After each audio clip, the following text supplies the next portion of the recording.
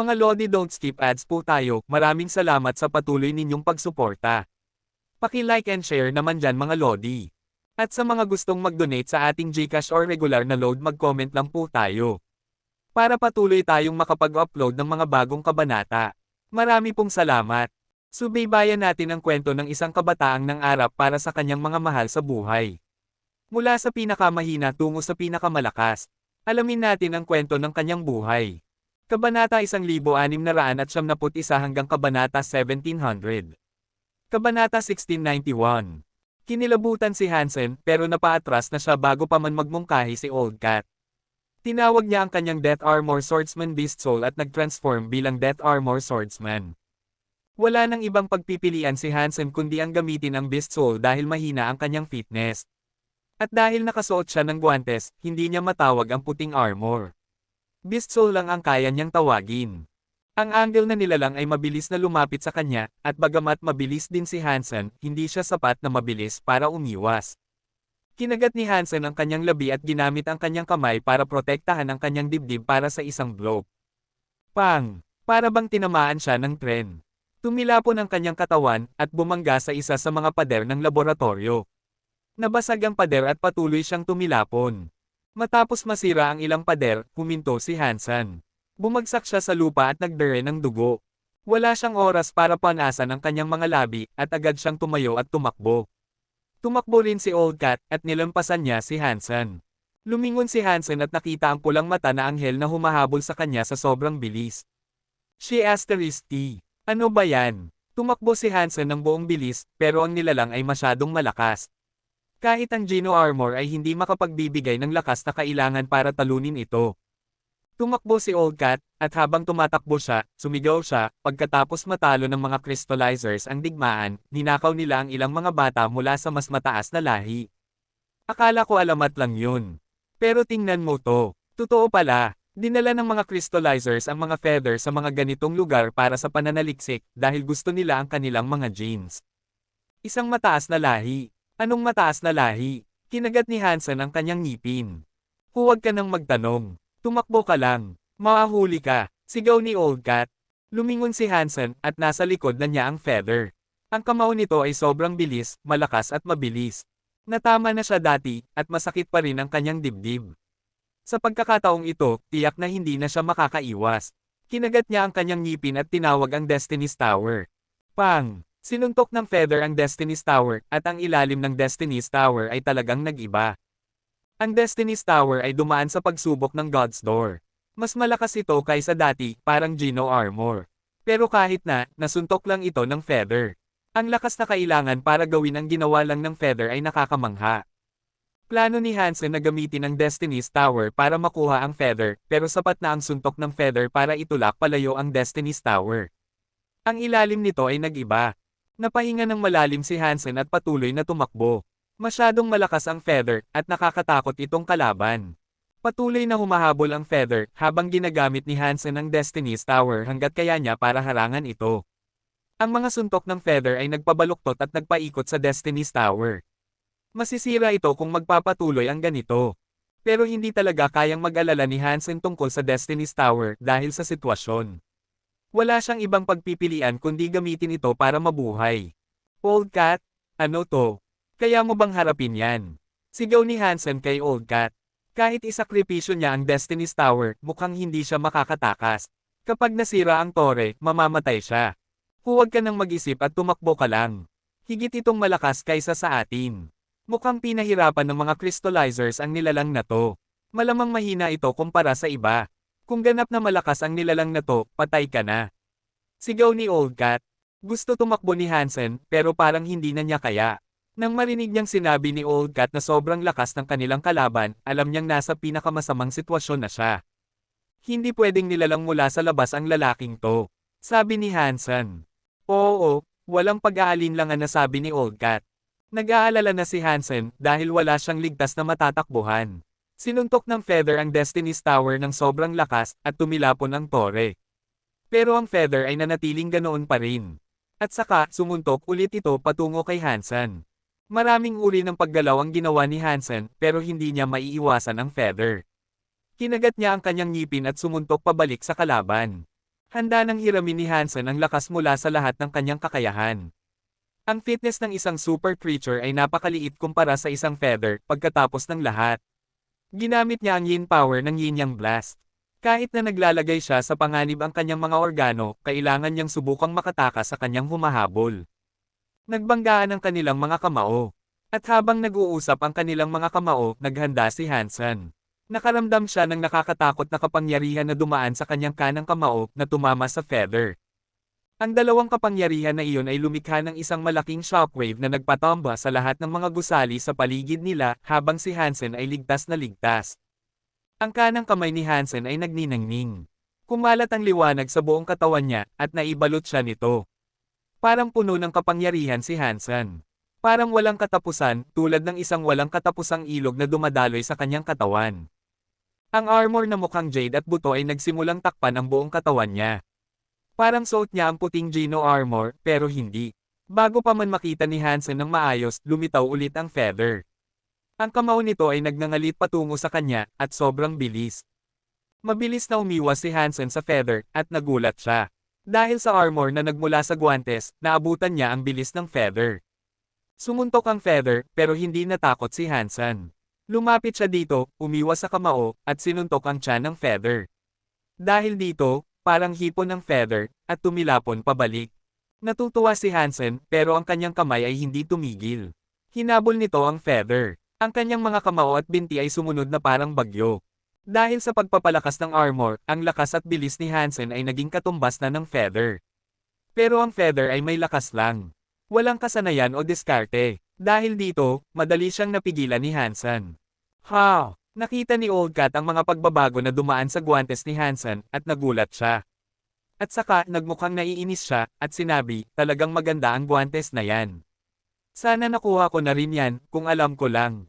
Kabanata 1692. Ang bawat suntok ni Hansen sa feather ay sobrang lakas, na nagdudulot ng matinding pagdurugo sa nilalang. Ang bilis at lakas ng feather ay hindi masama kaysa kay Hansen, pero kulang ito sa karanasan at kasanayan. Pareho lang ang kanilang mga stats. Bigla, sumuntok si Hansen na naiwasan ng feather. At pagkatapos, gumanti ang feather ng isang suntok na nakatutok sa tiyan ni Hansen. Nagulat si Hansen. Hindi dahil malakas ang suntok ng feather, kundi dahil ito ay isang suntok na ginamit na niya dati. Tapusin mo na siya. Masyadong malakas siya. Mabilis siyang natuto, at mawawala sa iyo ang kalamangan mo sa lalong madaling panahon. Sigaw ni Old Cat.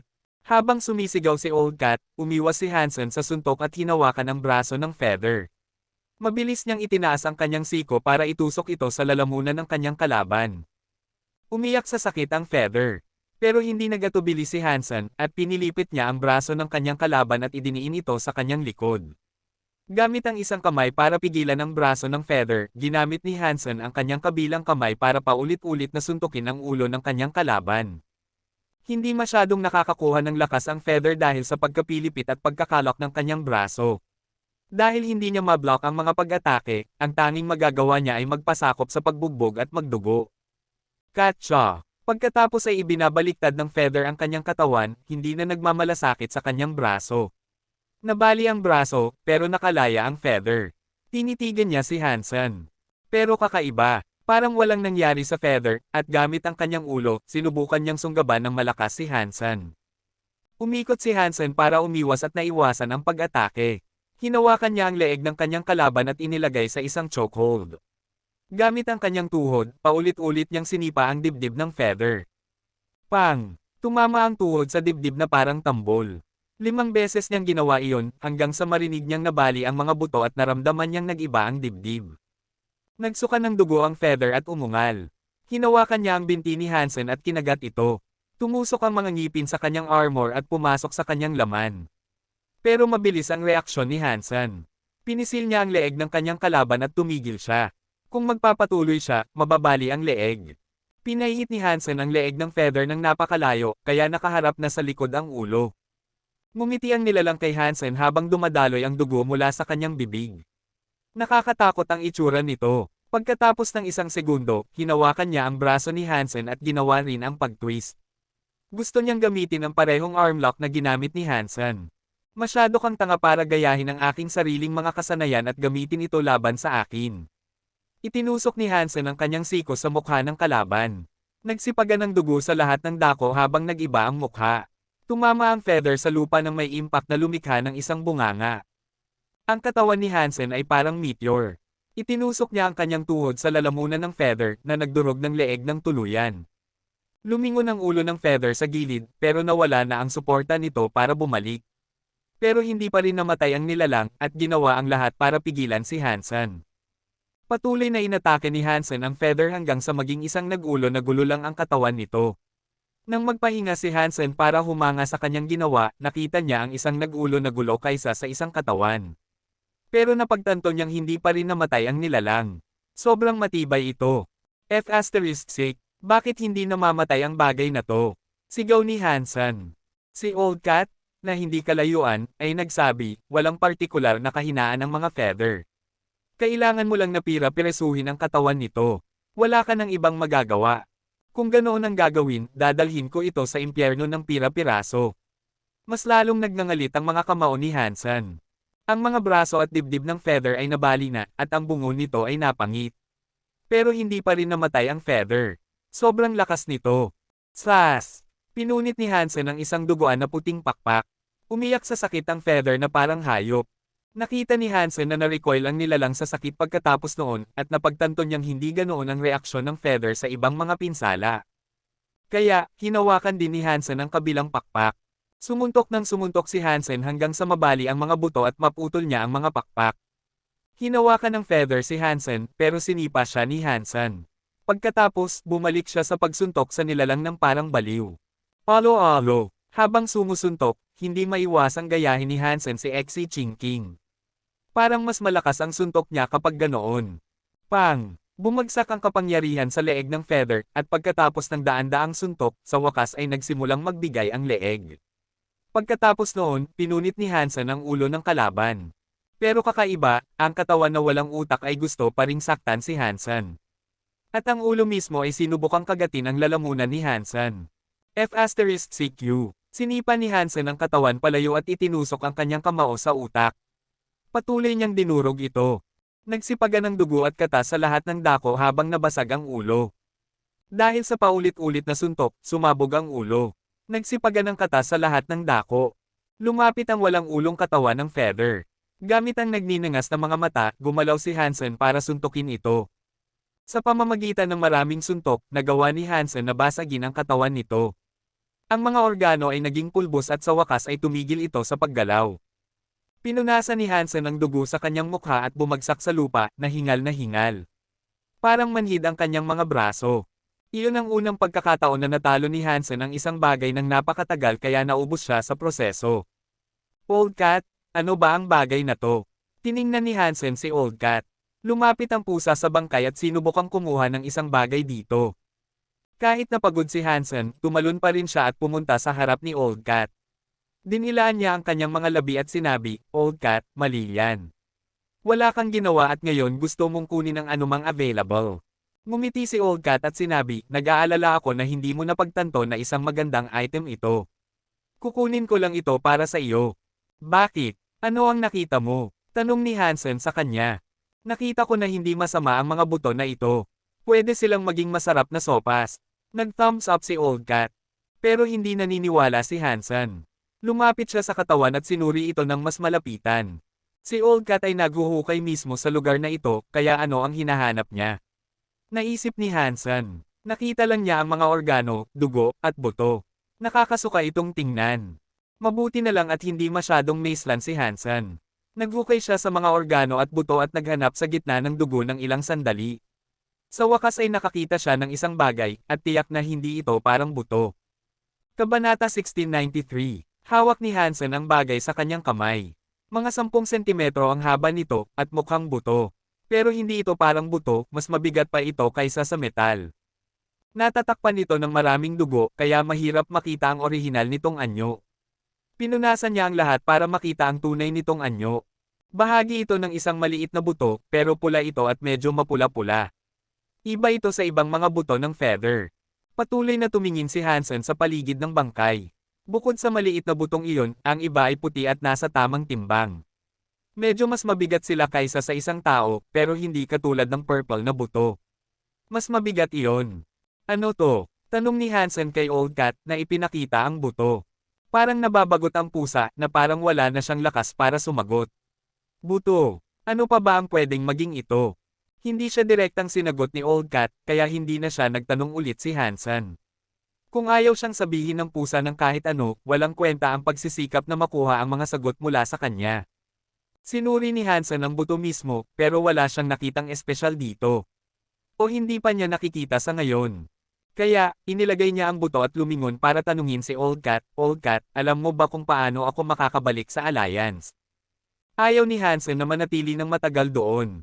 Baka nakita na ng God's Organization ang kanyang bahay, kailangan niyang bumalik kaagad.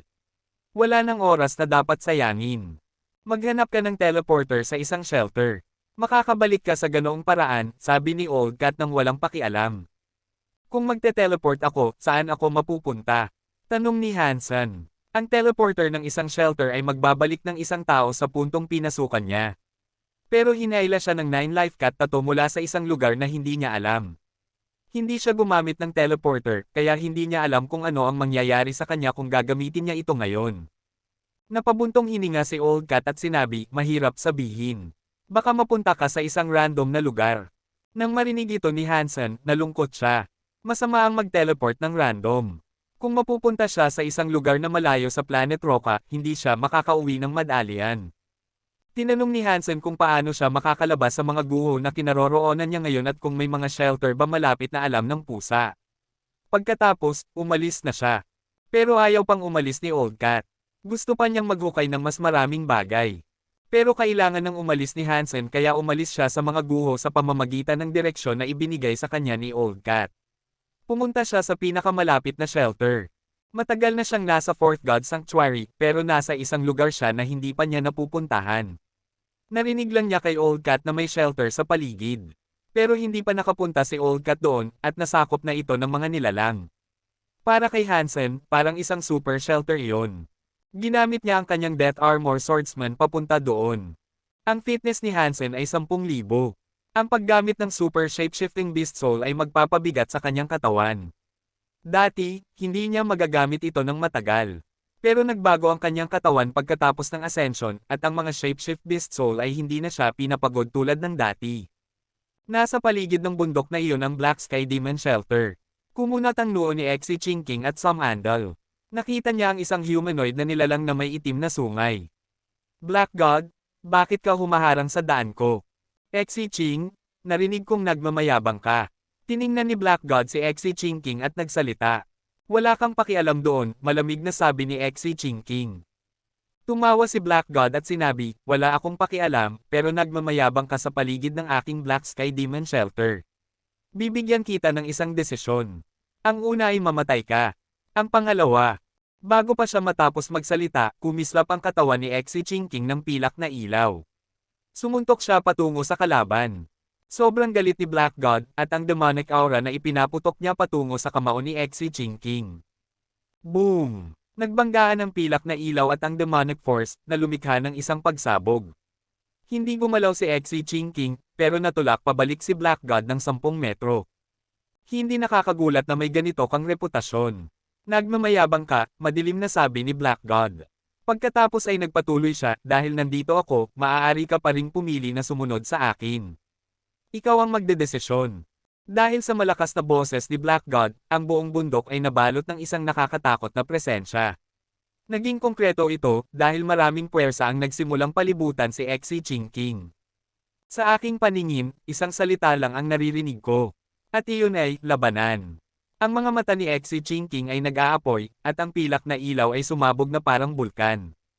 Naging pilak ang buong katawan niya habang tumatakbo siya patungo kay Black God. Nag-grunt si Black God. Ang demonic aura ay nagpatawag ng isang itim na Geno Core Sword sa kanyang mga kamay. Agad siyang sumugod kay Exi Chinking gamit ang dalawang kamay. Ang demonic force ay lumabas na parang kumikislap na flash sa hangin. Parang pupunitin nito ang langit.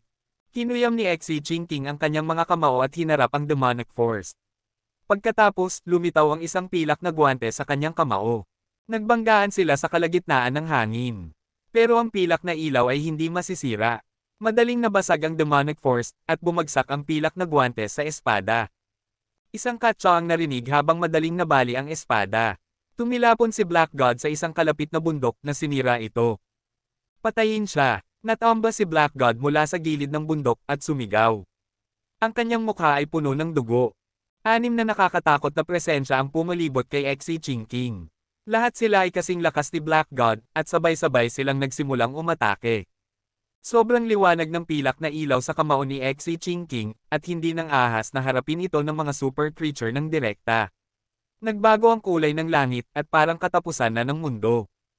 Mukhang may sakit si Black God. Nagdala siya ng 6 na super creature para umatake kay Xi Jinping, at habang nagawa nilang saktan siya, nagawa niyang saktan din sila pabalik. 7 silang nasugatan, at isa ang malubhang nasugatan. Pang! Tumama si Xi Jinping kay Black God at dinurog ang kanyang armor. Nag-iba ang dibdib ni Black God. Habang handa na siyang tapusin ito, lumitaw ang isang nakakatakot na kapangyarihan. Narinig ni Xi Jinping ang isang malamig na boses. Saktan mo ang isa sa aking dugo at mamamatay ka. Kabanata 1694. Isang humanoid na nilalang na kamukha ni Black God ang lumapit, dala-dala ang isang demonic presence. Isang itim na kamay ang tumatakip sa langit, bumagsak sa lugar na parang bundok. Kailangang umiwas si Xi Jinping. Ama, masayang tumingin si Black God. Si Big Black Sky Devil ay isa sa pinakamagaling na berserk super creature sa Fourth God Sanctuary. Mas malakas siya kaysa kay Black God. Dahil nandito siya, naisip ni Black God na madali nilang matatalo si Xi Jinping.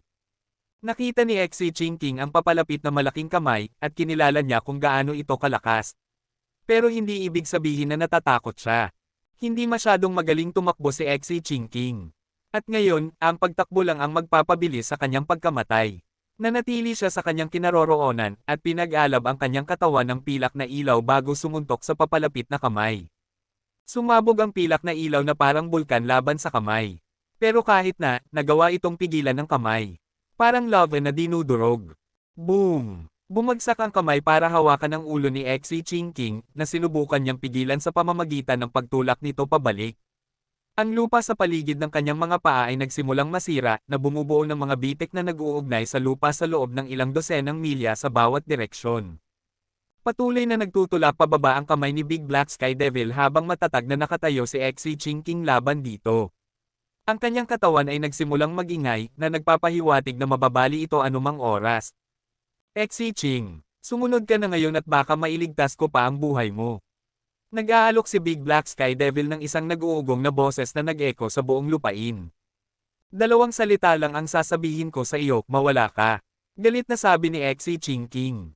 The asterisk man you. Galit na galit si Big Black Sky Devil, at mas lalong nagtulak pababa ang kanyang kamay. Patuloy na nag-iingay ang katawan ni Xi Jinping habang nanginginig siya sa ilalim ng presyon. Ang lupa at mga bato ay nagsimulang mahulog at gumuho sa paligid niya. Lumaki ang katawan ni Xi Jinping, at ang mga ugat ay dumaan sa kanya na parang nakal-alasong ahas. Ang kanyang balat ay nagsimulang mapunit na nagpapahintulot sa pilak na dugo na damaloy ng malaya. Madaling patayin ako, pero nag-iisa sa impyerno. Baka sumama ka sa akin. Kahit gaano manginig at halos mabiyak ang mga braso ni Xi Jinping, hindi nawala ang kanyang ngiti. Pagkatapos noon, ang pilak na ilaw na dumadaloy mula kay Xi Jinping ay nagsimulang lumakas. Parang pilak na araw siya, at dahil sa liwanag na iyon, hindi na madurog ni Big Black Sky Devil ang kanyang kamay. Sa katunayan, natutulak na ito pabalik. Nagulat si Black God. Kumunat ang noo ni Big Black Sky Devil. Alam niyang handang patayin ni Xi Jinping ang kanyang sariling buhay kung ibig sabihin nito ay ibaba ang kanyang kalaban kasama niya. Nagulat si Big Black Sky Devil na nagawa ni Xi Jinping na ilabas ang ganoong kapangyarihan. Kung magpapatuloy ang mga bagay sa ganitong paraan, mamamatay si Xi Jinping. Masaya siyang nagsasagawa ng self-destruct, ang tanging natitirang tanong ay gaano kalayo at gaano kalakas ang kapangyarihan na ilalabas. Pero wala nang atrasan ngayon. Muli niyang ibinaba ni Big Black Sky Devil ang kanyang mga kapangyarihan sa kanya, na pinilit itong lahat sa kanyang kamay sa isang pagtatangka na durugan si Xi Jinping. Pero bigla, nagliwanag ang langit ng ulan. Bumagsak ang mga barya mula sa langit, na tumatakip sa buong lugar. Nagulat ang lahat nang bumagsak ang mga barya kay Xi Jinping at sa malaking kamay. Ang kanilang apoy at kapangyarihan ay napigilan. May isang taong lumabas mula sa ulan ng mga barya. Si Hansen iyon, na papunta pa rin sa Big Black Sky Shelter. Gusto niyang gamitin ang teleporter doon pero nakita niya ang laban na ito sa kanyang paglalakbay. Nadama niya ang presensya ni Xi Jinping at alam niyang kailangan niyang tulungan siya. Nakita ni Big Black Sky Devil ang mga barya at nang makita niya ito, nagbago ang kanyang mukha. Ikaw ba si Mr. Dollar? Oo, ako si Dollar. Talagang nagulat si Hansen, hindi inaasahan na magiging sikat siya sa mga nilalang. Ang kanyang reputasyon ay nagbigay sa kanya ng karangalan na Mr. Pagkatapos ng isang minutong pagtigil ng mga nakikipaglaban, umatras si Big Black Sky Devil. Sa sobrang pagiging magalang, sinabi niya, bakit umaatake si Mr. Dollar? Hindi ka naman nila ininsulto sa Big Black Sky Shelter. Ayaw siyang patayin ni Hansen, gusto lang niyang takutin siya. Nang makamit niya ang gusto niya, sinabi niya, kaibigan ko si Xi Jinping. Kung pwede mo siyang palayain, magiging maganda iyon. Nang marinig ito ni Big Black Sky Devil, mabilis siyang sumagot ng walang pag-aalinlangan. Oh, kung alam kong kaibigan mo siya, hindi na sana namin siya ginulo. Salamat. Hindi alam ni Hansen na ang pangalan ni Dollar ay may ganitong timbang. Walang anuman. Kung may kailangan ka sa Big Black Sky Shelter, huwag kang mag-atubiling magtanong. Walang pag-aalinlangan na magalang si Big Black Sky Devil. May gusto sana akong itanong sa iyo. Mayroon ba kayong ibang shelter sa paligid na pag-aari? Baka kailangan kong manatili doon ng ilang sandali, sabi ni Hansen. Pwede kang pumunta sa Big Black Sky Shelter kung kailangan mo. Gusto kong ibigay sa iyo ang shelter. Talagang mukhang taos puso si Big Black Sky Devil. Hindi, ayos lang. Ayaw kong maging isang malaking istorbo. Hanapin mo lang ako ng ibang shelter sa malapit kung kaya mo. Ang pinakamalapit na kaya mo, sabi ni Hansen. Ang gusto lang niyang gawin ngayon ay bumalik sa Alliance. Wala siya sa mood para magsimula ng isang malaking bagay tulad nito ngayon. Pero mabuti na lang at hindi na siya kailangang lumaban para dito. May isa, oo, pero gold class lang ito. Hindi ito angkop para sa iyo, sabi ni Black God. Ayos lang iyon, ilang araw lang naman ako dito. Dalhin mo kami doon at sabihin sa lahat na umalis, sabi ni Hansen. Hindi nang ahas na mag-atubili si Big Black Sky Devil, at mabilis siyang kumilos. Walang pag-aatubili, dinala niya si Hansen at Xi Jinping sa shelter. Pagkatapos ay inalis niya ang lahat sa lugar para magkaroon sila ng shelter para sa kanilang sarili. Nang mawala na silang lahat, kinansela ni Hansen ang kanyang Death Armor Swordsman at bumalik sa kanyang normal na anyo. Old Han, ikaw pala, akala ko pumunta ka sa Fifth Sanctuary kasama si Ancient Devil. Naguluhan si Xi Jinping. Ngayon alam na niya kung bakit siya tinulungan ni Dollar. Kanina, hindi maintindihan ni Xi Jinping kung bakit ang mahiwagang si Dollar, na hindi pa niya nakikilala, ay gustong tulungan siya. Hindi ko alam kung saan magsisimula. Pero may nangyari sa aking pamilya, at kailangan kong bumalik. Alagaan mo ang shelter na ito habang wala ako. Natatakot si Hansen sa maaaring nangyayari sa kanyang pamilya sa sandaling iyon. Hindi na siya nagpaliwanag pa, at ginamit lang niya ang teleporter para bumalik sa Alliance. Sana hindi ka masyadong malayo sa bahay, dasal ni Hansen sa kanyang puso. Kung masyadong malayo siya, mahirap siyang makabalik. Pero bago siya dumaan sa teleporter, tinawag ni Hansen ang kanyang Death Armor Swordsman appearance habang pumapasok siya. Kabanata 1695. Dahil random ang teleporter na pinaglabasan niya, napakaraming posibilidad. Maaaring lumabas siya sa isang pampublikong teleporter, o kahit sa isang pribado. Bago pumasok, nagsuot si Hansen ng kanyang Death Armor Swordsman appearance, sakaling may makakita sa kanya na lumabas at magtanong kung paano niya nagawa iyon. Kahit siya ay hindi makapagpaliwanag nito. Alam ng mga elite na umakyat siya at bumalik sa Alliance, pero hindi nila alam kung alam nila na kaya ni Hansen na maglakbay papunta at mula sa mga sanctuary. Hindi lang ang God's Organization ang mag-uusisa sa mga bagay na ito, kung malalaman ng publiko, tiyak na gugustuhin din ng pamahalaan ng Alliance na malaman ang mga sagot. Hindi natatakot si Hansen, pero sa tingin niya ay hindi sulit ang lahat ng gulo. Mahal na Diyos, sana malapit lang ako sa bahay. Mas maganda kung diretso akong mapunta sa Planet Roca. Habang nagdarasal si Hansen, nagsimulang mag-blur ang mga ilaw ng teleporter na nagdadala sa kanyang patutunguhan. Nakaka-weird ang mga dimensyon sa paligid, at nang bumalik ang paningin ni Hansen, nakatayo siya sa isang teleporter na pag-aari ng Alliance. Binuksan ni Hansen ang silid at tumingin sa paligid. Hindi siya nakatayo sa labas ng isang pampublikong teleporter, at napagtanto niyang nakatayo siya sa loob ng music hall ng bahay ng isang tao. Medyo luma na ang arkitektura, pero dahil sa mga dekorasyon at espasyo na available, masasabi mong ito ay isang music hall na pag-aari ng isang mayamang pamilya. Tumutugtog ang romantikong musika, at medyo nagpakalma kay Hansen. Kung ang lugar na ito ay pag-aari ng mga mayayaman, hindi siya nasa isang planeta na masyadong malayo. At least, nangangahulugan ito na makakauwi siya. Habang handa na siyang gumamit ng Damshan Aura para matuto ng higit patungkol sa kanyang kapaligiran, may pumasok sa hall. Isang magandang babae na may kulot, basang buhok. May puting tuwalya na nakabalot ng mahigpit sa kanyang katawan na nagpapakita ng kanyang magagandang mahabang binti. Maputi ang kanyang balat. Nakapikit ang kanyang mga mata habang pumapasok siya na may baso ng alak sa isang kamay. Masaya siyang sumasayaw sa musika na iniisip na walang nakakakita sa kanya. Sumimsim siya ng alak na nalilibang sa ritmo ng musika. Mukhang masaya siya. Nasa kanyang pribadong tahanan ang babae, at hindi niya kailanman naisip na maaaring may ibang tao doon. Nararamdaman niyang ligtas siya. Masigla ang kanyang mood habang nakapikit siya habang sumisimsim ng alak at umiikot sa ritmo ng musika. Hindi inaasahan na nangyari ito. Pagkatapos ng ilang nakakaakit na pag-ikot, nahulog ang tuwalya mula sa kanyang katawan. At higit pa rito, kalahating metro lang ang layo niya kay Hansen. Tiningnan siya ni Hansen, at kahit na natutuwa siyang pagmasdan ang kanyang magandang katawan, hindi niya maiwasang makaramdam ng kaunting awkward. Dagdag pa rito, alam niya kung sino ang babaeng ito. Malapit siya sa kanya, si Wang Fu Pingqing mula sa pamilyang Wang Fu. Senior niya ito, at hindi niya kailanman naisip na ang kanilang susunod na pagkikita ay magaganap sa ganitong paraan. Dahil nahulog ang tuwalya, binuksan niya ang kanyang mga mata para kunin ito. Binuksan niya ang kanyang mga mata at nakita si Hansen. Nagkatinginan sila at nag-freeze ng 3 segundo. Sumigaw si Wang Fu Qingping. Sa sumunod na segundo, tinawag niya ang isang Beast Soul Armor at sinubukang sip-A ng bayag ni Hansen. Sobrang natuwa si Hansen na ginamit niya ang kanyang shape-shifting Beast Soul. Hindi niya makilala kung sino siya sa kanyang kasalukuyang estado. Magiging masama ang mga bagay kung makikilala niya siya, kaya mabilis siyang umiwas, binasag ang bintana, tumalon palabas, at tumakbo. Nang lumipad siya sa langit, lumipad siya sa atmosfera. Asterisk S. Shoal. Hindi kita hahayaang makatakas, kinagat ni Wang Fu Qingping ang kanyang mga labi habang nagsimulang habulin siya. Mabuti na lang at masyadong mabilis si Hansen para sa kanya, at hindi siya nakasabay ng matagal. Defense System, Intruder Detected. Attack Confirmation. Nagsalita ang Al na nasa tabi niya. Attack, agad na sabi ni Wang Fu Qingping. Attack, ulit ng computer.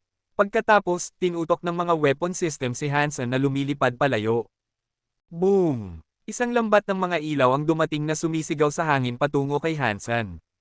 Iyon ang planeta ng pamilyang Wang Fu, at ang mga defensive system nito ay malakas. Madali nilang mapoprotektahan ang planeta mula sa mga pag-atake na pinasimula ng buong fleet ng mga barko ng digmaan. Sobrang lakas nito.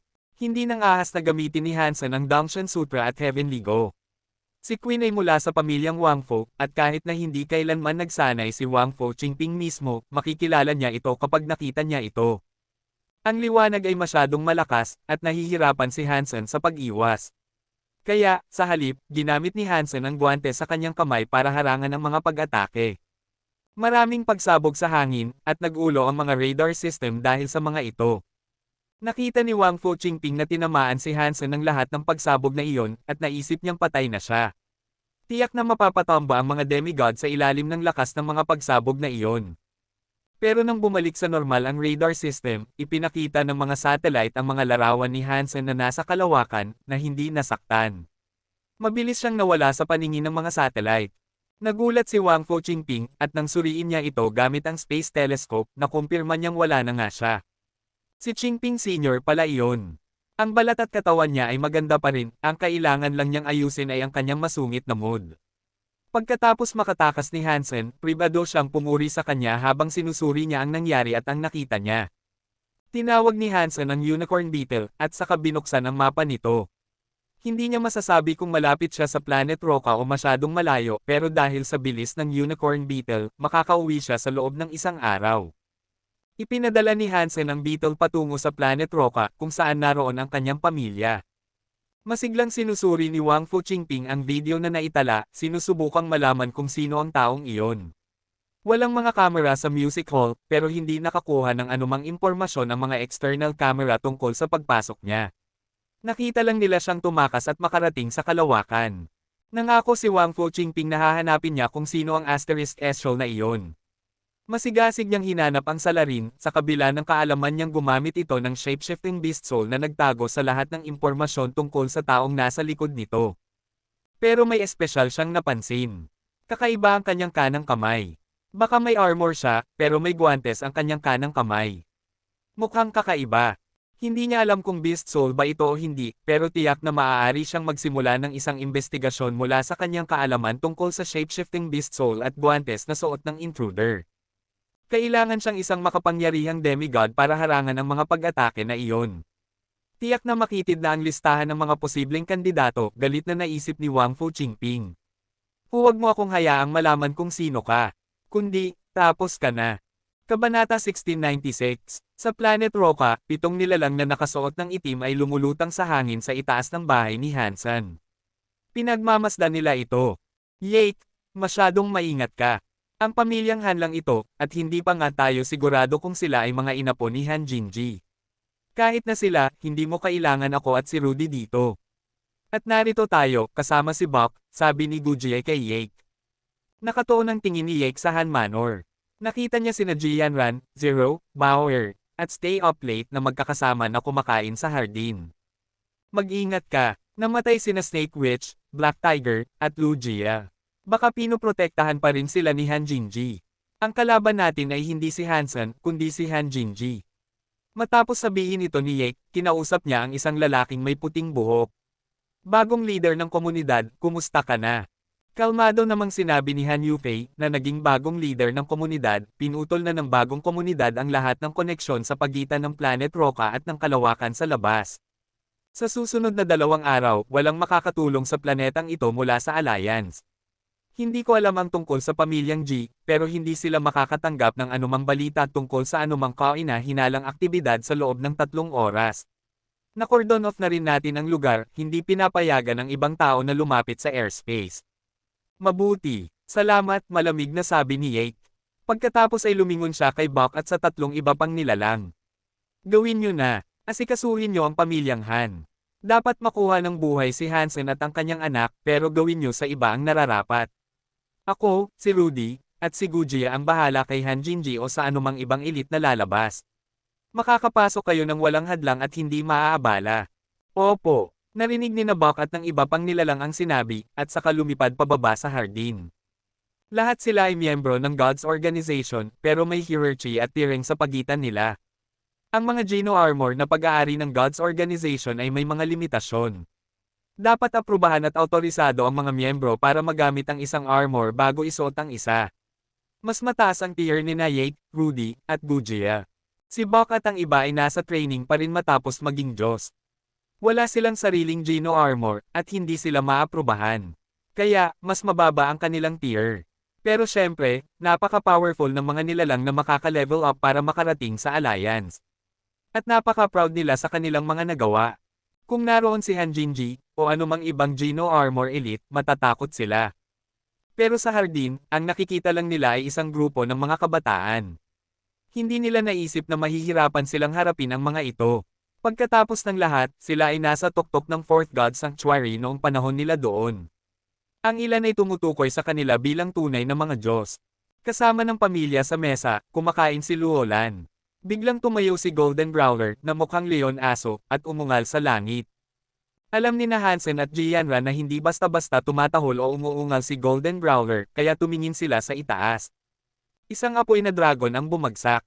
Mahigit 100 metro ang haba nito, na dinadala ng mga alon ng pula at asul na apoy. Nang makalapit ito, nagliwanag ang lahat. Sa kaliwa ng dragon ay isang halimaw na may 4 na pakpak. May itim na kaliskis ito. Hindi ito kasing laki ng dragon, pero 10 metro pa rin ang haba nito. Sa kanan nito ay isang nagyayelong agila.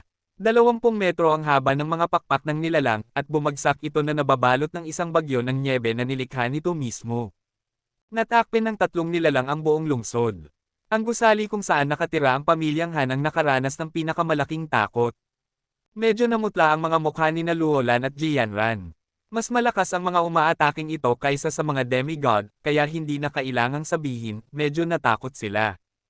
Hindi naaprubahan sina Buck at ang iba na magsuot ng Geno armor, at wala rin silang sariling Geno armor. Pero kahit na, matagal na silang nasa alliance. Mas mahusay ang kanilang fitness kaysa sa mga top demigod. Hindi gaanong marami ang mga top-ranking demigod sa mga tao. Bukod kay Luo Haitang, ang iba ay gemstone class lang. At malayo pa rin iyon sa lakas ni Buck. Sa gitna ng takot ni Luolan, nakarinig siya ng malakas na ingay. Lumalaki ang katawan ni Golden Brawler, at agad siyang lumipad patungo kina Buck at sa iba. Lumalaki siya sa hangin, parang bundok. At higit pa rito, nakasuot siya ng gintong armor. Parang butiki lang ang dragon na si Buck sa harap ng higanteng Golden Brawler. Mas maliit pa ang dalawa. Ibinaba ni Golden Brawler ang kanyang nakanganga na bibig patungo kay Buck habang ibinabaliktad ng dragon ang kanyang mga kuko para ipagtanggol ang sarili. Pero bumagsak ang mga ngipin ni Golden Brawler sa kanyang leeg at nabali ito. Tumulo ang dugo na parang talon. Gumagamit ng Geno armor si Golden Brawler para mangapi sa mga umaataking mula sa langit. Walang oras na pinunit niya ang tatlong god class na nilalang. Nagdugo sila sa lahat ng dako na nagulat sa lahat ng nakasaksi sa ginawa. Natulala sina Luolan at Jianran sa nakita dahil hindi nila inaasahan na ganoon kalakas si Golden Brawler. Pinagmasdan ni Stay Up Late ang Geno armor ni Golden Brawler at kumunat ang noo niya. Nagulat din sina Yate, Rudy, at Gujia. Naghihintay sila ng ibang mga elite para suportahan ang pamilya at hindi nila kailanman naisip na ang aso na nasa mesa ang kanilang kinakatakutan. Nagawa ni Golden Brawler na patayin si Buck at malubhang masugitan ang dalawang iba pang nilalang nang wala pang oras. Mali iyon. Isang elite na may Geno armor na nagpapanggap na simpleng alagang aso. Oh, papatayin ko ito. Uungal si Gujia. Lumipad siya sa harap ni Golden Brawler at pinigilan siyang tapusin ang dalawa. Mukhang tao si Gujia, pero may ikatlong mata siya sa kanyang noo. Nakasuot siya ng puting Geno armor nang lumipad siya pababa para harapin si Golden Brawler. Boom! Sinapak ni Golden Brawler si Gujia, at tumilapon siya ng ilang libong milya. Mukhang malungkot ang kanyang mukha, at agad niyang kinilala na hindi siya pantay sa lakas ni Golden Brawler. Kabanata 1697. Parang si Hansen si Golden Brawler.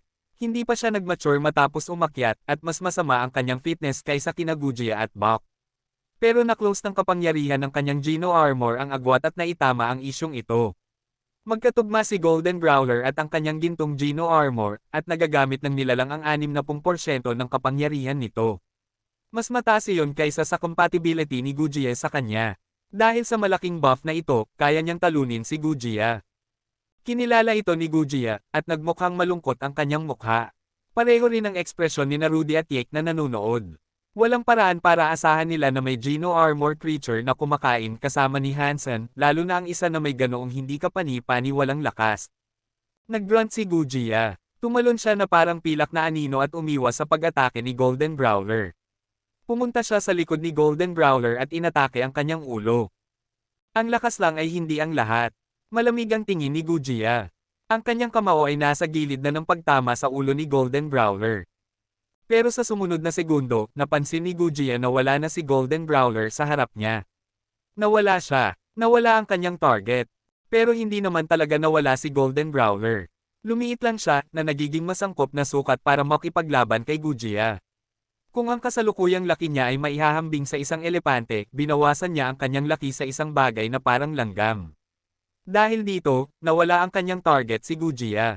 Nang muling kumpirmahin ni Gujia ang lokasyon ng kanyang kalaban, tumakbo ng husto si Golden Brawler. Kumislap siya na parang kidlat sa harap ni Gujia, at ang kanyang mga kuko ay nag-iiwan ng mga gasgas sa armor ni Gujia na tumutulo ng dugo. Lumiit si Golden Brawler, pero tumaas ang kanyang bilis. Nagbago siya mula sa strength type patungo sa speed type. Nang makipaglaban si Gujia kay Golden Brawler, patuloy siyang pinipigilan ng leon. Maaaring magpalit si Golden Brawler sa pagitan ng lakas at bilis ng walang pag-aalinlangan, at nagbibigay ito ng sakit ng ulo kay Gujia. Rudy, bilasan mo. Kumunat ang noo ni Yake kay Rudy nang lumitaw si Golden Brawler at nagulo ang kanilang plano. Tumango si Rudy, at lumitaw ang isang sky blue Geno armor sa kanya. Lumipad ang kanyang demonyong katawan. Bigla siyang lumipat sa likod ni Golden Brawler na kinukulong ang leon sa pagitan niya at ni Gujia. Habang lumalapit si Rudy kay Golden Growler, isang banal na liwanag ang nagliwanag mula sa hardin. Sa sumunod na segundo, lumitaw ang isang babaeng parang anghel na may banal na armor. Ang kanyang mga kamay ay parang espada na naglalabas ng mga suntok patungo sa kanyang mga kamao. Katsa! Napansin ni Rudy na nabali ang kanyang mga gauntlets. Ang kanyang balat ay naputol at dumudugo. Isa pang makapangyarihang Geno Armor creature. Mukhang may sakit ang mukha ni Rudy. Dalawang nilalang na may Geno Armor ang itinago ng mapagpakumbabang pamilyang Han sa kanilang gitna. Higit pa iyon sa inaasahan ng sinuman. Mahirap na maging Diyos, lalo na ang pagkakaroon ng Geno Armor. Mula nang maitatag ang Gods Organization, 10 lang ang kanilang nakolekta. 2 ang narito, at mukhang napaka-powerful nila. Kumunat ang noo ni Yake. Talagang hindi nangyayari ang mga bagay ayon sa inaasahan. Hindi pa lumitaw si Han Jinji, at 3 God Class na nilalang na ang nawala. Pinipigilan na rin sina Rudy at Gujia ngayon. Nagulat si Han Yufei. Naisip niyang pinatay ni Hansen si Snake Witch, pero hindi niya inaasahan na may 2 nilalang na may Geno Armor si Hansen na maaaring gumawa ng gawain para sa kanya. At narito sila ngayon, pinipigilan sina Rudy at Gujia. Sobrang tuwang-tuwa si Jianran. Umaatake sina Little Angel at Golden Growler, at ang mapanganib na laban ay parang isang maliit na bagay na malapit nang matapos. Kakaiba ang tingin ni Stay Up Late kina Little Angel at Golden Growler. Naisip na niyang kakaiba ang pamilyang Han, pero mas kakaiba ito kaysa sa inaasahan niya. Pero alam ni Stay Up Late na hindi sa kanila ang mga Geno Armor na ito. 2 nilalang na naaprubahan na gumamit ng Geno Armor. Kung kaya nilang likhain ang kanilang sarili, kwalipikado ba sila? Pinipigilan ni na Little Angel at Golden Growler sina Rudy at Gujia. Nagbago ang mga mata ni Yake, at nagsimulang mag-transform ang kanyang katawan. Parang gusto niyang makipaglaban at ayusin ang sitwasyong ito mismo. Alam ni Han Yufei na wala doon si Hansen. At hindi niya pinaghihinalaan na maaaring may 3 Geno Armor ang pamilyang Han para makipaglaban kay Yake. Pero alam ni Han Yufei na mas malakas si Yake kaysa kina Rudy at Gujia. Mas mataas ang tier niya sa Gods Organization. Parang wala siyang pakialam sa laban si Han Yufei. Patuloy niyang pinagmamasdan si Yake. At habang handa nang umatake si Yake, nagtipon ng napakalaking kapangyarihan si Han Yufei at sinuntok siya mula sa likod. Diretso sa likod ni Yake ang tahimik at malakas na suntok. Hindi naglikha ng Geno Armor si Han Yufei, at ang kanyang fitness ay katulad ng kay Bok. Kailangan niyang maghanap ng epektibong paraan para patayin si Yake. Nang handa nang sumugod si Yake, iyon ang oras na bababa ang kanyang bantay. Isang pagkakataon lang ang makukuha niya para patayin siya. At mawawala na ang pagkakataong iyon ng tuluyan kung iniisip ni Yake na isuot ang kanyang Geno Armor. Hindi sapat ang kay-abangan ni Han Yufei para isipin na matatalo niya si Yake kapag nakasuot na ito ng kanyang Geno Armor. Hindi lahat ng Geno Armor ay pareho, o nasa parehong antas. Boom! Diretso sa likod ni Yake ang kamao ni Han Yufei. Sapat na ang lakas nito para magdurog ng bundok pero mabilis na nagbago ang kanyang mukha. Tumama ang ganoong lakas kay Yake pero biglang nagsuot si Yake ng isang bakal na armor. Tumama ang kanyang suntok dito, at walang nagawang pinsala. At parang natigil ang kanyang kamay sa loob ng metal. Hindi niya maibalik ito. May problema ka. Lumingon si Yake para tingnan si Han Yufei. Nakamamatay ang kanyang ekspresyon. Hindi nagsalita si Han Yufei, at simpleng sinuntok niya ulit ang katawan ng kanyang kalaban. Pero hinawakan ni Yake ang kamay ni Han Yufei, at nagsimulang magsalita. Iniisip mo bang katulad ako ng isa sa kanila? Maling-mali ka. Baka gumana ang iyong mga kasanayan laban kina Rudy, pero para sa akin, isang talagang bobong galaw iyon. May self-Geno Armor ako, at ibang bagay iyon. Pagkatapos noon, ginamit ni Yake ang kanyang kamay para baliin ang braso ni Han Yufei. Pumuti ang mukha ni Han Yufei habang napilipit ang kanyang braso. Nagsimula siyang pawisan ng malamig. Hindi maabot ng kanyang kamao si Yake, at hindi rin siya makatakas. Pumunta ka sa impyerno. Mabilis na papalapit ang kabilang kamao ni Yake sa ulo ni Han Yufei na may lakas. Kabanata 1698. Mukhang malungkot ang ekspresyon ni Han Yufei. Masyadong malawak ang agwat sa kanilang lakas para matakpan. Kung gumamit sina Rudy at ang iba ng Geno Armor na orihinal na pag-aari ng iba, naisip ni Han Yufei na makakaharap niya sila. Posible rin niyang patayin sila. Pero nasa ibang liga na ang isang taong nakalikha ng kanilang sariling self-Geno Armor. Alam ni Han Yufei na wala siyang magagawa ngayon. Kaya, ang pinakamaganda lang na magawa niya ay bilhin ang oras sa pamamagitan ng pagsuntok sa kamao ni Yake. Tanga! Malamig na umismid si Yake na naglalagay ng mas maraming lakas sa kanyang kamao. Handa na siyang ibigay ang suntok ng diretso sa ulo ni Han Yufei. Naisip ni Jianran na kakaiba ang nangyayari sa itaas. Parang nag-aaway sila sa kanilang sarili. Tiningnan ni Luolan si Han Yufei at biglang nakaramdam ng matinding pag-aalala. Kahit na nag-transform si Han Yufei at hindi na siya mukhang ganoon, nang tumingin si Luolan sa kanyang mga mata, nakaramdam siya ng isang bagay. Habang handa ng suntukin ni Yake si Han Yufei, biglang may kamay na hamarang sa napakalaking kamao na iyon at pinatay ang lahat ng kapangyarihan. Parang hindi naman pala siya sumuntok. Stay up late. Nagulat sina Luolan at ang iba. Paano napunta si Stay up late sa tabi ni Han Yufei na hinaharangan ang suntok ni Yake? Nakita na rin ni Stay up late na iniligtas ni Han Yufei si Luolan noon. Nakita niyang sinusubukan ng parehong pamilyar na taong ito na atakihin si Yake mula sa likod at nakilala siya ni Stay up late. Hinarang ni Stay up late ang kamao ni Yake at agad na hinayla si Han Yufei palayo kay Yake. Pagkatapos ay simpleng sinabi niya, bumalik ka sa pamilyang Han. Salamat. Nagulat si Han Yufei pero alam niyang hindi ito ang oras para mag-usap. Kaya hinawakan niya ang kanyang braso at lumipad patungo sa gusali ni Jianran. Tiningnan ni Yake si Stay up late. Hindi na niya pinilit na habulin si Han Yufei, at simpleng tinitigan niya si Stay up late. Ikaw ba ay isang crystallizer?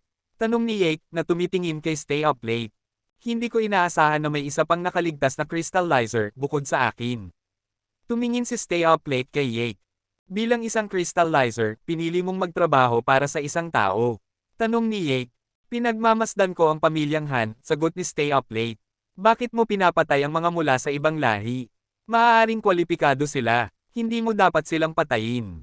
Tumawa ng may pang-uuyam si Yake. Pagmamasdan, matagal nang nawasak ang mga crystallizer. Wala na ang bagay na iyon, kaya walang silbi ang pagmamasdan. Narito pa rin ako, tahimik na sabi ni Stay up late. At ano naman, kahit na ikaw ay isang crystallizer, hindi mo masasabi iyan. Umismid si Yake at sinuntok si Stay up late. Inilabas ni Stay up late ang kanyang armor pero hindi niya nilabanan si Yake. Umiwas siya sa pag-atake para lang tumama si Yake sa hangin. Hindi ka ba ng ahas makipaglaban?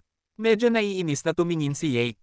Kinamumuhian niya ang mukha ni Stay up late, ang paraan ng pagtingin nito ngayon. Ako ay isang sundalo at ang mga panunumpa na ipinagkakatiwala sa akin ay nagbabawal sa akin na makapinsala sa kahit sino, malamig na sabi ni Stay up late. Hindi nagbago ang kanyang mukha. Sundalo, wala na ang mga crystallizer. Walang ibang sundalo, walang ibang panunumpa. Ako na ang gumagawa ng panunumpa ngayon. Nang sabihin iyon ni Yake, nagtipon siya ng mas malaking lakas at sinubukang suntukin si Stay up late. Nagawa ni Stay up late na umiwas sa galit na pag-atake, at pagkatapos, sinabi niya, nasa aking dugo ang panunumpa, kahit na wala na ang mga crystallizer. Kung ganoon, hayaan mo akong makita ang iyong dugo para masuri ko ang presensya ng mga panunumpa na ito.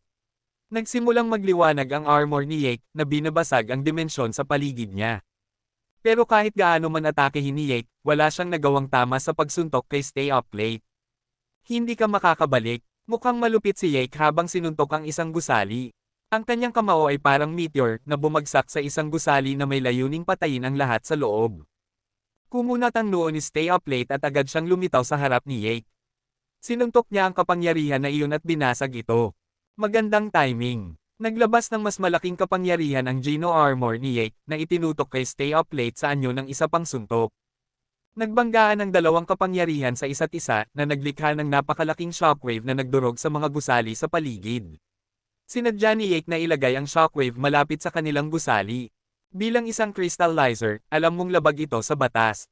Gumalaw si Stay up late at winasak ang kapangyarihan na pinakawalan sa gusali.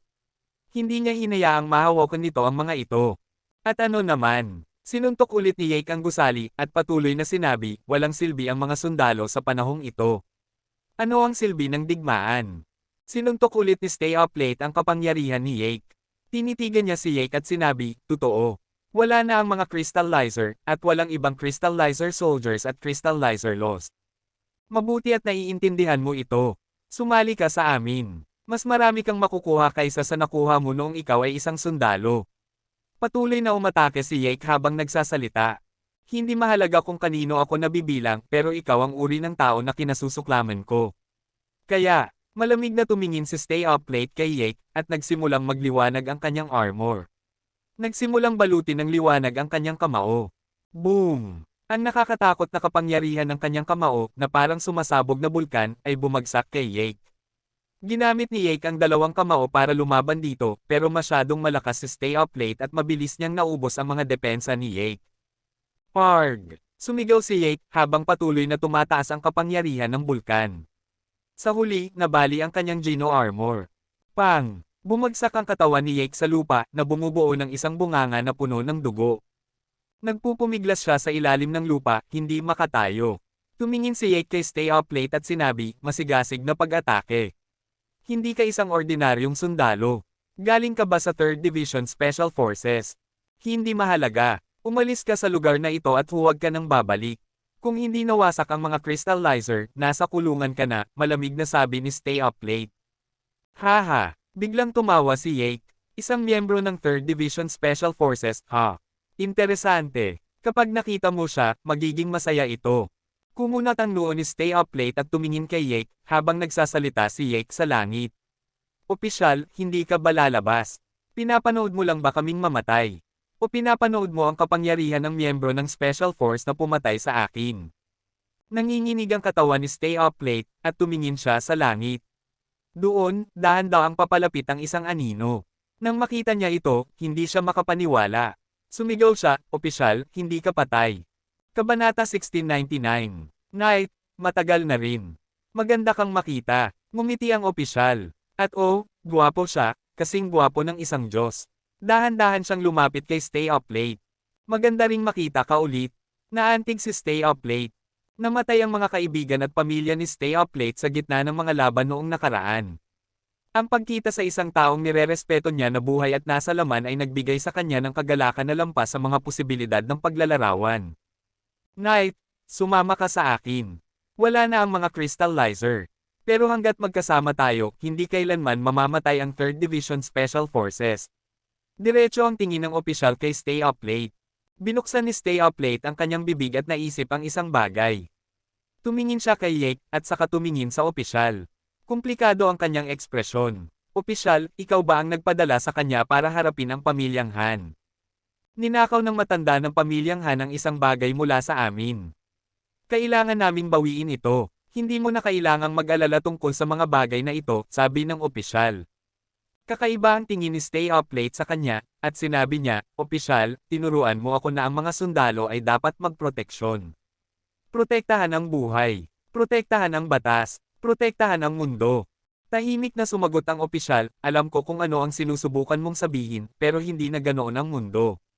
Nagbabago ang mundo, at kailangan din tayong magbago. Nawasak ang mga crystallizer, pero nandito pa rin ang mga tao at ang mga Shire. Mayroon silang sariling batas at kaayusan. Hindi tayo dapat makialam o sirain ang mga ito. Patuloy na nagsalita si Stay Up Late na may pagkamasigasig, at patuloy niyang sinabi, opisyal, ikaw ang nagturo sa amin ng lahat ng ito. Bakit mo ginagawa ang ginagawa mo ngayon? Tumingin ang opisyal kay Stay Up Late. Kung napakagamit ng mga bagay na itinuro ko, hindi sana na-wipe out ang mga crystallizer. Kailangan natin ng higit pa sa batas, kailangan natin ng muling pagpaparami. Kaya, kailangan nating lumabas at subukan. Tumingin si Stay Up Late sa opisyal, komplikado ang kanyang ekspresyon. Hindi niya alam kung ano ang sasabihin. Nagbago ang kanyang opisyal, at hindi na siya ang taong kilala at nirerespeto ni Stay Up Late. Parang ibang tao na siya. Opisyal, sinasabi mong ninakaw ng kanilang matanda ang isang bagay sa inyo. Ang kanilang matanda, ibig sabihin, hindi ito ang kanilang problema. Pakisuyong hayaan mo silang umalis, nagmamakaawa si Stay Up Late na tumitingin sa opisyal. Wala namang sinabi ang opisyal, pero parang nag-aalangan siya sa isang bagay. Opisyal, siya lang ang aming lead. Kailangan nating mahuli sila para mailabas si Han Jingji. Hindi mo dapat hayaan silang umalis dahil sa batang ito. Maraming tao ang naisakripisyo natin sa paghahanap na ito, hindi na tayo pwedeng umatras. Sigaw ni Yake. Manahimik ka, kausap ko ang opisyal ngayon. Tinitigan ni Stay Up Late si Yake, na mukhang yelo. Naggalit si Yake pero hindi siya nagsalita ng kahit isang salita. Bumantong hininga ang opisyal at sinabi, sige. Dahil sinasabi mong ganoon. Lumapit ang opisyal sa harap ni Stay Up Late at tinapik ang kanyang balikat. Sinabi niya, maglakad-lakad tayo, Knight. Maraming bagay ang dapat kong sabihin sa iyo pagkatapos ng lahat ng taong lumipas. Opisyal. Namula at naluha ang mga mata ni Stay Up Late. Bumalik ang kanyang pagmamahal at paghanga sa opisyal ng 3rd Division. Pang! Sa sumunod na segundo, ang kamao ng opisyal ay tumama ng diretso sa tiyan ni Stay Up Late. Ang nakakatakot na palad ay dumaan sa kanyang armor at tumama ng diretso sa kanyang mga bituka. Hindi naisip ni Stay Up Late na mangyayari ito, at lumilipad na siya sa hangin at umuubo ng dugo bago pa niya napansin na nangyari na ito. Tumama siya sa isang gusali at binasag ito. Stay Up Late, nagulat si Luolan. Talagang walang puso ang opisyal. Bakit? Lumabas si Stay Up Late mula sa mga labi at tinanong ang opisyal na tumitingin sa langit. Malamig na sinabi ng opisyal, para masecure ang kinabukasan ng mga crystallizer, may dapat akong gawin. Ikaw ang pinakamahusay na sundalo na na-train ko, pero kahit ako ay hindi ka makontrol. At may dapat kang gawin, at dapat mo itong gawin para sa akin. Hindi ka na ang opisyal na kilala ko noon. Walang ekspresyon ng mukha ni Stay Up Late.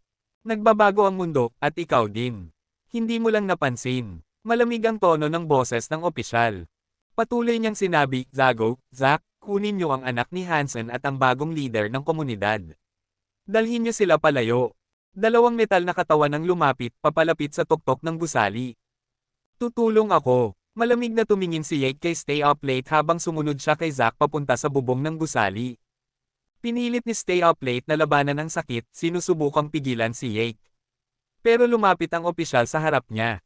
Pasensya na, opisyal. Pero hindi kita hahayaang kumuha ng kahit sino, sabi ni Stay Up Late sa opisyal, na pinupunasan ng dugo sa kanyang mga labi. Ikaw ang pinakamahusay na crystallizer warrior na mayroon. Hindi mo kailangang tulungan ang mga tao gaya ng ginagawa mo. Hindi gumalaw ang opisyal.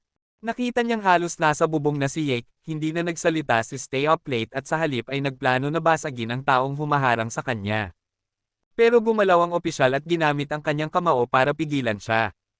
Pasensya na, opisyal. Nagtipon ng kapangyarihan si Stay Up Late at sinubukang puksain ang depensa sa harap niya. Pero nagsimula palang gumalaw si Stay Up Late nang paulit-ulit siyang suntukin ng opisyal pabalik. Patuloy na sinusubukan ni Stay Up Late na pumunta sa ibang direksyon pero hindi siya makalusot. Pang! Sinuntok ulit ng opisyal ang dibdib ni Stay Up Late. Natamba siya ng ilang daang metro at umubo ng mas maraming dugo. Tinuruan kita, tandaan mo. Alam ko ng eksakto kung ano ang natutunan mo. At ngayon na nasugatan ka na, bumalik ka sa akin at gawing dakila ulit ang mga crystallizer, sabi ng opisyal. Hindi nagsalita si Stay Up Late, at lumipad lang siya patungo sa opisyal. Pero mukhang huli na siya. Nasa tuktok na ng gusali sina Jake, Zack, at Zago. The asterisk man you guys. Marami sa aming nilalang ang pinatay nyo, dapat kayong mamatay lahat. Galit na tumingin sa kanila si Jake. Tumingin siya sa lahat, hindi pinapansin sina Little Flower at Han Yufei. Sa halip na puntahan sila gaya ng dapat niyang gawin, sinuntok niya si Luolan. Mukhang may sakit ang mukha ni Luolan, pero alam niyang kailangan niyang lumaban. Hindi sila makakagawa ng masyadong bagay laban sa ganoong mga puwersa, pero wala silang ibang pagpipilian. Nasugatan si Han Yufei, pero gusto niyang makipag-away. Pero habang handa na siyang gumawa ng isang bagay, lumitaw ang isang gintong liwanag. Si Bauer iyon, na nakasuot ng gintong dahon. Sinuntok niya si Jake. Boom! Nagbanggaan ng dalawang nakakatakot na kapangyarihan. Hindi makapaniwala si Jake. Nabasag ang kanyang kapangyarihan, at tumilapon siya ulit. Mukhang galit si Bauer habang nakasabit siya sa hangin. Bumabagsak ulit ang kanyang mga kamao kay Jake, sa pagkakataong ito ay sa kanyang mukha. Kabanata 1700. Imposible. Hindi makapaniwala na tumingin si Jake sa kanya. Siya ay isang crystallizer na may self-generated Geno armor. Siya rin ang tanging nilalang na makakapanatili pa rin sa sanctuary matapos gawin iyon. Natalo siya kay Stay Up Late na isang crystallizer mula sa 3rd Division Special Forces. Hindi iyon nakakagulat pero si Bauer ay isang alagang beast soul lang na pag-aari ni Hansen. Hindi siya makapaniwala na ang kapangyarihan ng isang alagang beast soul ay kahit papaano ay mas malakas kaysa sa kanya. At nakasuot din si Bauer ng Geno armor. Tumalon si Bauer at sinuntok ang mukha ni Jake. Mukhang galit na galit siya, at alam niya kung sino ang mahalaga kay Hansen. Gusto ni Jake na patayin si Luolan, na isang bagay na mabilis na nagalit sa sanggol. Nasa ere si Jake, at hindi siya makakaiwas sa susunod na pag-atake niya. Ang tanging magagawa niya ay itaas ang kanyang mga braso at subukang suntukin pabalik ang papalapit na kamao niya. Pero ang kamao ni Bauer ay parang martilyo at binutis nito ang braso ni Jake. Tumama ang kamao sa kanyang helmet na nagdurog dito. Ang puwersa ay nagpabagsak sa kanyang katawan sa lupa na parang kanyan na nagdurog sa lugar. Gusto sanang habulin ng galit na si Bauer, pero sumusulong sina Zack at Zago sa likod niya at papunta kay Jianran. Plano nilang kunin si Little Flower mula sa kanya. Kumislap pabalik ang maliit na katawan ni Bauer kay Jianran. Para pigilan sina Zack at Zago, binigyan niya sila ng isang suntok bawat isa. Dong! Malakas sina Zack at Zago. Mas malakas sila kaysa kay Jake, tiyak, at dahil din iyon sa nagawa na rin nila ang kanilang sariling Geno armor. Kahit na, kitang-kita ang mga dent sa kanilang armor sets dahil sa mga suntok na ibinigay ni Bauer. Lumabas ang mukha ni Jake na may bahid ng putik at dugo mula sa bunganga. Sumugod siya patungo kay Bauer na may mabaliw na galit. Nilabanan ni Bauer silang tatlo ng may ganap na lakas. Napakahirap ng kanyang mga kamao at braso, kaya nagawa ni Bauer na patuloy na magbigay ng mga suntok na paulit-ulit na nagdurog sa kanilang armor. Nagulat sina Jake at ang iba. Mahirap paniwalaan na may ibang tao na kasing lakas nito bukod sa opisyal na naninirahan sa Alliance. Kumunat ang noo ng opisyal na nakikita ang lahat ng ito. At kitang-kita ang kanyang takot sa kapangyarihan na hawak ni Bauer. Pero biglang nagsimulang magliwanag ang gintong dahon na armor ni Bauer. Ang ningning ay nagparamdam na medyo hindi matatag. Bago pa dapat, isinuot ni Bauer ang armor para talunin si Snake Witch, at nagpahina iyon sa kanya sa loob ng ilang panahon.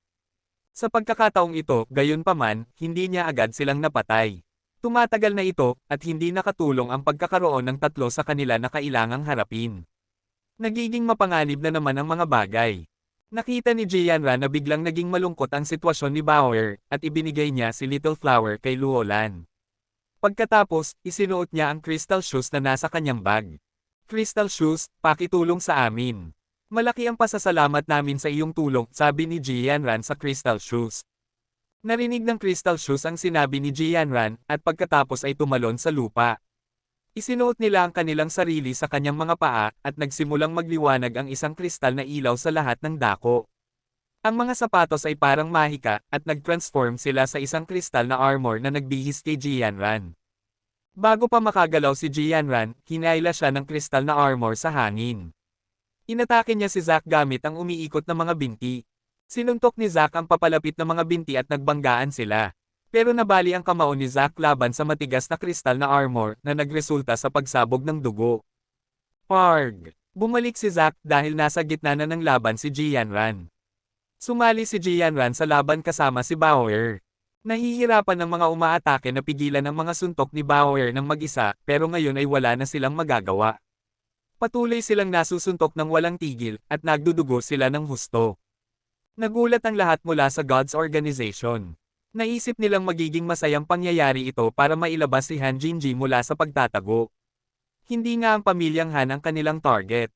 Pero nang magsimula ang laban, napagtanto nila kung gaano nakakatakot ang pamilya. Ang takot na iyon ay lalong lumakas sa paglipas ng panahon, at talagang nakaramdam sila ng kawalan ng lakas at kawalan ng pag-asa sa harap nila. Lalo na nahihirapan sina Jake, Zack, at Zago. Inaangkin nilang sila ang pinakamalakas, at inaangkin din nilang sila ay mga crystallizer. Pero ngayon ay malupit silang binubugbog ni Jianran at Bauer. Maikli na ang kanilang pasensya ngayon. Siyempre, hindi mismo si Jianran ang nakikipaglaban sa kanila. Kinokontrol siya ng crystal shoes.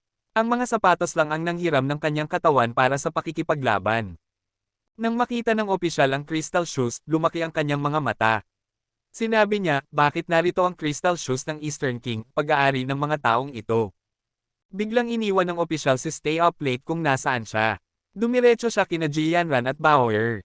Opisyal, aalis ka na ba? Sinundan ng Stay Up Late ang opisyal at pinigilan siya. Knight, sinabi kong wala kang pakialam dito. Kumunat ang noo ng opisyal, at pagkatapos ay gumalaw ang kanyang katawan. Gayunpaman, hindi niya madaling matanggal si Stay Up Late. Dumudugo ang bibig ni Stay Up Late, pero nakangiti pa rin siya at pinagtatawanan ang kanyang dating superior. Tinuruan mo ako ng lahat, kaya kilala mo ako. Pero ibig sabihin din nito na kilala kita. Hindi mo ako madaling iling. Umatras ka, ayokong magbabad sa iyong dugo, malamig na sabi ng opisyal. Sinabi ko sa iyo na pinagmamasdan ko sila, at hindi ko hahayaang makapinsala ng tuluyan ang sinuman sa kanila. Hinarang ulit ni Stay Up Late ang opisyal. Talaga bang iniisip mong mapipigilan mo akong pumunta doon? Bamantong hininga ang opisyal. Sinabi ko sa iyo, pareho nating naiintindihan ang isa't isa ng husto, sabi ni Stay Up Late. Umiling ang opisyal. Kilala mo ako, pero hindi mo kilala ang panahon. Matagal na at nagbabago ang mga bagay, tulad ng. Pagkatapos noon, naglabas ang opisyal ng isang nakakatakot na kapangyarihan. Lumitaw ang isang pares ng nag-aapoy na pakpak, na nag-aapoy sa kanya, na nagsasama sa kanyang armor. Southern King Wings. Paano nangyari iyon? Ang iyong Geno armor ay tugma dito.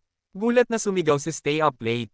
Maraming bagay na hindi mo alam, sabi ng opisyal, pagkatapos ay naglabas ng puting espada. Western King Sword. Hindi na napigilan ni Stay Up Late ang kanyang ekspresyon ng pagkagulat. Talagang nagulat siya.